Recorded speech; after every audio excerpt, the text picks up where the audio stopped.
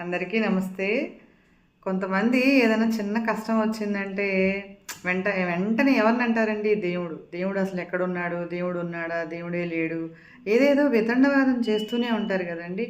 నిజంగా దేవుడు లేకపోతే ఇదంతా ఎక్కడ జరుగుతుందండి? అసలు మన పుట్టికే ఆయన ఇది కదండీ!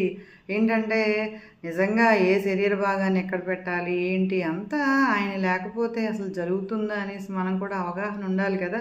ఏంటంటే అన్నీ ఉంటే ఉన్నట్టు ఏమీ లేకపోతే ముందు మనం భగవంతుడిని నిందిస్తాం కదా! అన్నీ ఉన్నప్పుడు ఎవరు గుర్తురారండి. ఏంటంటే దేవుడు కూడా అసలు గుర్తురాడనమాట. అప్పుడప్పుడు మనకు కష్టాన్ని ఇవ్వటం కూడా అంటే దేవుడు కూడా ఉన్నాడు, మంచి చెడ్డలు ఉన్నాయి అని చెప్పేసి గుర్తు చేస్తూ ఉంటారేమో కదండీ ఆయన కూడా. ఏంటంటే ఒక అతను చాలా దేవుడంటే చాలా ప్రేమ అనమాట. ఇష్టం. అంటే దేవుడికి ఒక రకంగా చెప్పాలంటే చాలా భక్తుడు. అయితే ఆ ఊర్లోకి ఒకసారి బాగా గాలివాన వస్తుందటండి. గాలివాన వచ్చినప్పుడు ఏంటంటే అతను చాలా భక్తి కాబట్టి నన్ను ఏ రూపేణ అయినా వచ్చేసి దేవుడు నన్ను కాపాడేస్తాడు, నన్ను దేవుడే వస్తాడు అని చెప్పేసి ఒక నమ్మకం అనమాట. ఆ గాలివాన వచ్చినప్పుడు ఏం చేస్తాడంటే ఒక ఒక ఇల్లు ఉంటే ఆ ఇల్లు ఎక్కి కూర్చుంటాడనమాట. మిగతా వాళ్ళందరూ ఓకే బాగా నీళ్ళు వచ్చేస్తున్నాయి, ఇంట్లోకి వచ్చేస్తున్నాయి అని చెప్పేసి ఎక్కడైనా మంచి ప్లేస్కి వెళ్ళిపోవాలని వెళ్ళిపోతూ ఉంటారనమాట. రా నిన్ను కూడా తీసుకెళ్ళిపోతామంటే అతను నన్ను దేవుడు వచ్చి తీసుకెళ్తాడు, నన్ను దేవుడు కాపాడుతాడు అంటాడనమాట. ఇంకొక అతను బోట్లు కూడా వస్తాయి కదండి.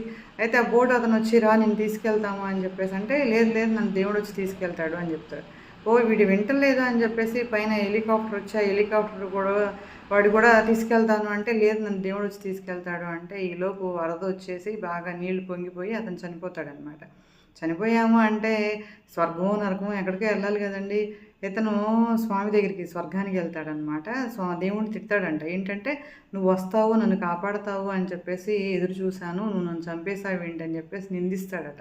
అప్పుడు స్వామి చెప్తారటండి, నేను ఫస్ట్ ఒక వ్యక్తిగా వచ్చాను, నువ్వు రమ్మంటే రాను అన్నావు, అలాగే బోటు వ్యక్తిగా వచ్చాను, అప్పుడు చెప్పాను నువ్వు రాను అన్నావు, అలాగే హెలికాప్టర్లో వచ్చాను అప్పుడు కూడా రానన్నావు.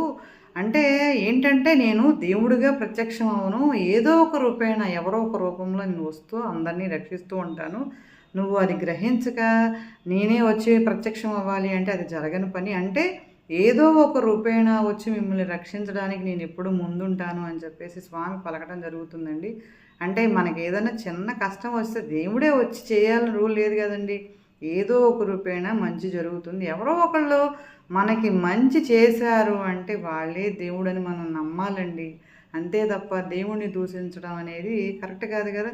ఈ వీడియో నచ్చితే తప్పకుండా లైక్ చేయండి. Thank you. మీ రజని.